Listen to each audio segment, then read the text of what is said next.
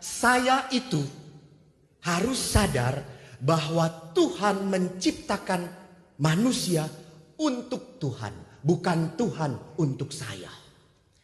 Untuk memuaskan saya, untuk menyenangkan saya. Tidak. Demi hal yang baik itu menurut Tuhan. Dan kita harus sadar dari mana kita berbicara kalau kita berdoa.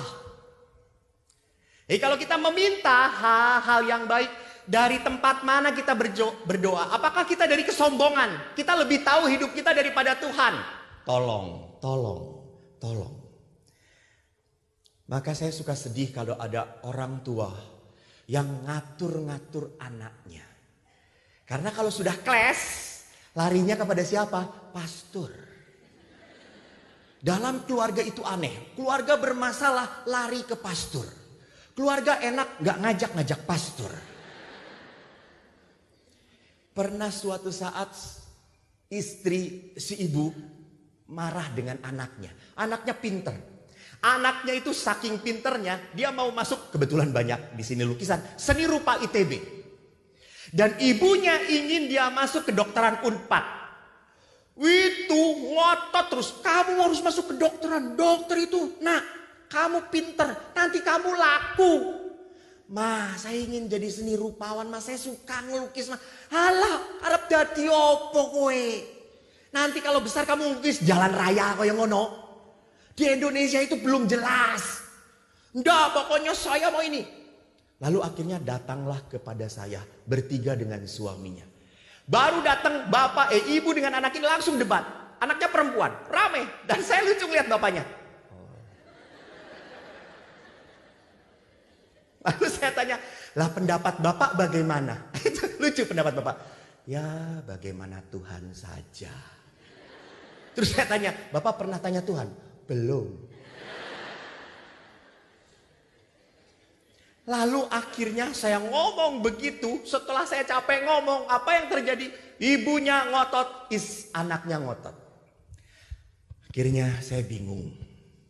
Terus saya berkata apa? Yuk kita berdoa.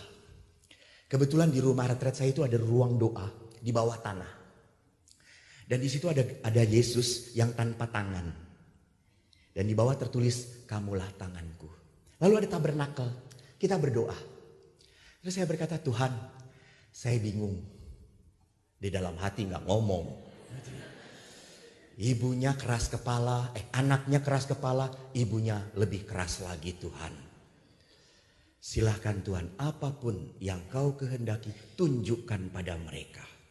Lalu saya hanya puji-pujian, hanya bernyanyi.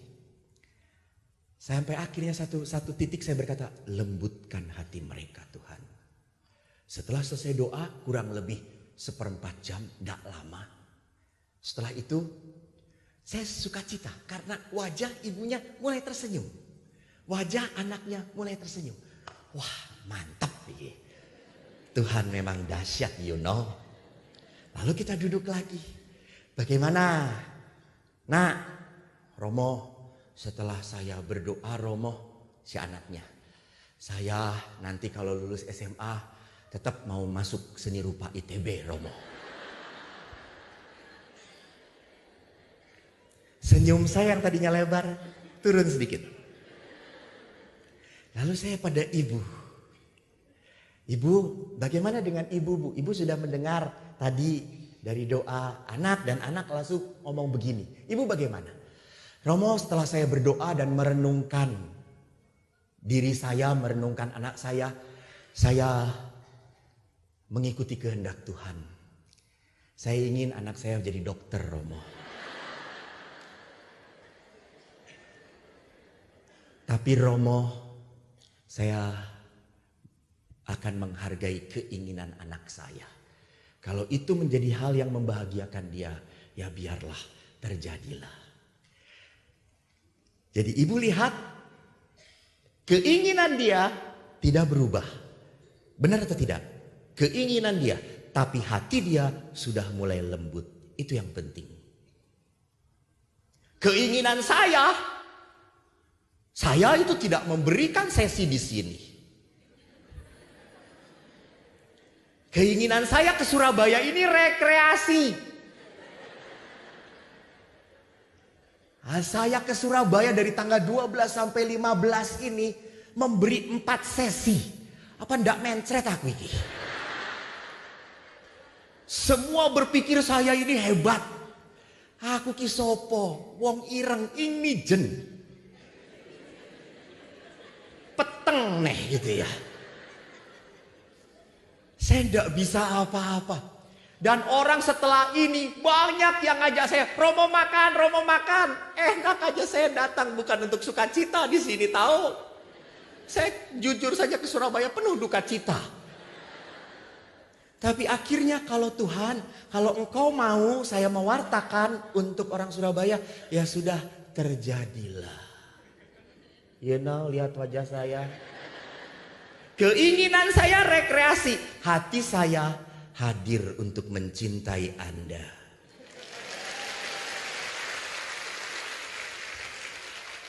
Anda senang, saya tetap stres. Jadi perhatikan di sini bahwa doa itu bukan dari kesombongan, tetapi doa itu harus dari sikap kerendahan hati.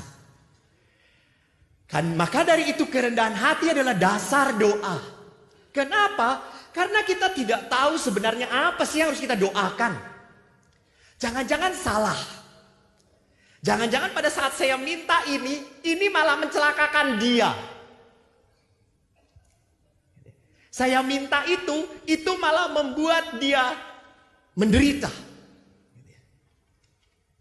Jadi perhatikan, kita itu hanya taunya sebatas pemikiran kita. Dan pikiran kita tuh pendek. Sedangkan Tuhan Allah memikirkan semesta. Tidak hanya ibu yang dipikirkan, tapi Tuhan juga memikirkan suami ibu. Tuhan pun memikirkan anak-anak ibu. Dan Tuhan pun memikirkan masa depan ibu. Keselamatan ibu. Jadi doa kita seringkalinya untuk diri sendiri. Jadi tadi doa. Saya kan pernah tugas di tebing tinggi. Dan saya ditipu. Kenapa? Saya datang ke tebing tinggi, tidak ada tebing sama sekali. Semua datar dan panas sekali. Saya biasa tinggal di rumah retret di pegunungan dekat Lembang, sejuk sekali. Dan saya suka olahraga. Jadi di tebing tinggi tidak ada olahraga lagi. Karena duduk saja sudah keringetan. Lalu waktu saya di paroki, kami punya stasi 52 stasi. Kami harus naik motor ke beberapa tempat karena jalannya harus melalui hutan-hutan sawit. Sawit atau karet. Jadi suatu saat saya itu datang ke stasi. Jadi ada stasi yang kerjanya menyadap karet. Ada yang panen sawit dan juga ada yang sawah. Saya ke sawah datang. Waktu itu sawahnya masih hijau. Airnya menggenang. Lalu saya misa, di altar ada doa permohonan. Saya doakan, Tuhan dengarkanlah doa umat di tempat ini. Mereka memohon hujan, berikan air. Supaya padi-padinya tumbuh baik. Kabulkanlah doa kami Tuhan. Amin. Semua teriak amin. Setelah misa pertama, saya harus pergi kurang lebih 30 km ke stasi yang lain. Di sana sawahnya sudah menguning. Kurang lebih seminggu lagi mau dipanen. Saya masuk ke gereja di stasi, di altarnya sudah ada doa. Saya doakan, Tuhan semoga tidak ada hujan. Supaya padi kami tidak rubuh dan panen kami gagal. Bapak Ibu, apa yang terjadi malamnya Tuhan datang pada saya dan minta Panadol.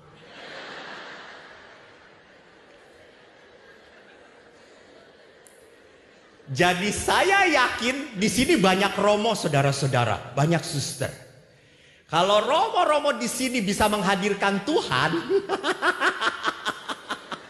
di sini Surabaya, lalu Anda diberi kesempatan untuk memohon kepada Tuhan, saya yakin 100% besok Tuhan gantung diri. Awang 2000 yang datang permohonannya 10.000. Jadi lihat, doa kita selalu mengarah pada siapa? Gue. Untuk saya. Dan mari kita lihat di sini. Di situ kita tidak rendah hati. Doa merupakan ungkapan jiwa kita yang mengakui kebesaran Tuhan dan keterbatasan kita. Jadi doa itu harusnya bukan mengedepankan apa yang saya mau, tapi apa yang Tuhan mau. Kenapa? Karena saya terbatas tadi. Mungkin bagi saya saat itu baik. Tapi untuk perjalanan yang panjang tidak baik. Seorang ibu meminta saya supaya anaknya punya jodoh. Mintanya kepada siapa lagi? Pastor. Lalu saya doakan. Oke ibu, kita berdoa. Memang anaknya, maaf, anaknya sudah hampir di usia-usia yang rawan. Kalau perempuan udah 27, 30, itu kan sudah di sale di sini. Sale gitu. Diskon. Beli satu dapat dua gitu. Terus saya tanya, yang satu apa mbak? Penderitaan gitu.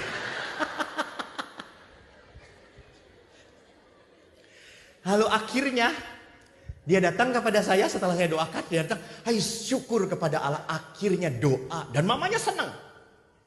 Doanya dikabulkan. Lalu datang, pastor, mama pak saya udah datang ya kita udah lama gitu. Saya akhirnya mau nikah pastor. Oi good, praise God. Terus saya tanya, gimana suami kamu? Dia cerita. Lalu kan saya namanya pastor harus menyelidiki yang harus diselidiki. Dan tidak perlu tahu apa yang harus tidak perlu tahu gitu ya. Lalu saya tanya, gimana laki-laki kamu? Pernah marah enggak? Pada saat saya tanya pernah marah, dia langsung ngomong, pastor itulah laki-laki saya itu emosional pastor. Kalau marah kadang memukul saya. Kata saya, loh. Atas memukul, ya tapi enggak apa-apa pastor. Orang setelahnya dia minta maaf kok pastor, minta maaf. Cuma satu kali, ya beberapa kali ngulang pastor. Woi, sudah gak jadi, putus. Enggak pastor, enggak apa-apa. Dia menerima saya kok pastor apa adanya. Menerima saya apa adanya. Ya namanya orang mau kawin memang harus menerima apa adanya. Enggak, dia spesial pastor. Enggak, saya bisa memaafkan kok pastor. Enggak. Jangan dengan dia. Saya doakan supaya putus. Pastor, jangan pastor, nanti mama sedih pastor. Enggak, ini enggak bener, enggak beres. Enggak apa pastor, dia menerima saya kok baik pastor. Lalu saya tuh kaget, orang ini ngomong selalu menerima saya. Kan orang pacaran pasti selalu menerima toh. Lalu saya tanya, apa sih maksud non? Kok selalu ngomong menerima? Lalu akhirnya si perempuan ini ngomong, pastor maaf. Tapi jangan cerita-cerita mama ya pastor. Jadi saya tidak cerita mama, saya cerita orang lain. Dia ngomongnya jangan cerita mama, hello. Jadi saya pegang rahasia. Dan mamanya pasti tidak ada di sini.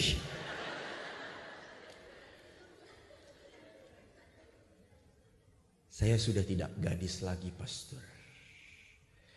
Saya pernah berhubungan dengan pacar saya pertama.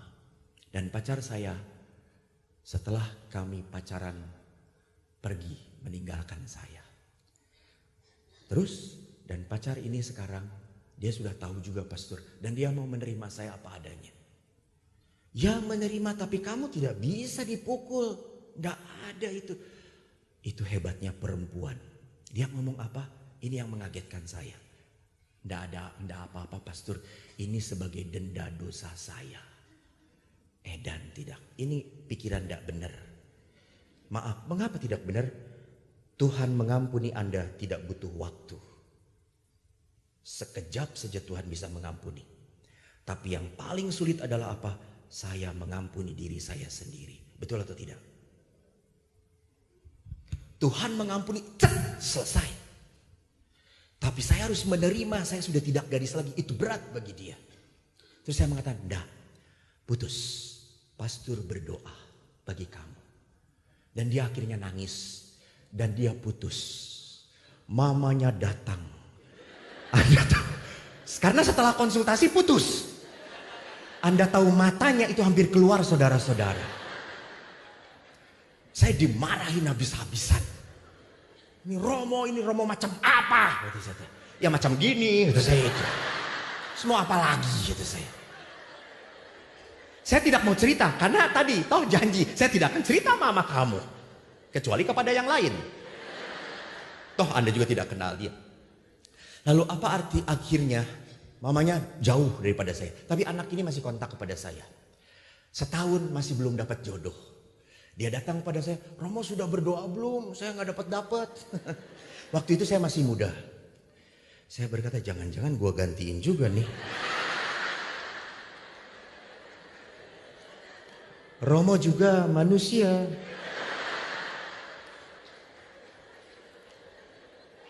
Tapi setelah melihat wanitanya, puhau isi Allah, puhau. Lalu akhirnya tak lama, 6 bulan kemudian dia mendapatkan pasangan yang baik sekali. Saya memberkati dia dan ibunya tersenyum pada saya. Kurang ajar gak wanita itu, lihat. Setelah melotot matanya keluar. Lihat, kalau pada saat itu ibu itu merasa bahwa doa yang paling baik adalah menikahkan dengan orang itu. Apakah gak celaka anaknya? Benar atau tidak? Jadi Tuhan tahu bahwa kita terbatas pengetahuan kita. Maka bagaimana hidup doa Yesus? Bagaimana kalau kita melihat dasar doa Yesus kembali kepada Injil Matius? Ia akan memberikan yang baik kepada mereka yang meminta kepadanya. Jadi Yesus berkata, dia memberi yang baik kepada yang meminta kepadanya. Maka doa, kita bukan berdoa untuk mengubah keputusan Tuhan. Kenapa? Karena Tuhan Maha tahu. Dan dia juga maha sempurna. Doa menurut Santo Thomas Aquinas adalah apa? Untuk mempersiapkan sikap hati kita untuk menerima apa yang kita minta. Jadi kalau permohonan kita sesuai dengan kehendak Allah, maka yang kita minta selalu melahirkan rasa syukur. Jadi doa sekali lagi supaya hati kita sinkron sejalan dengan Tuhan.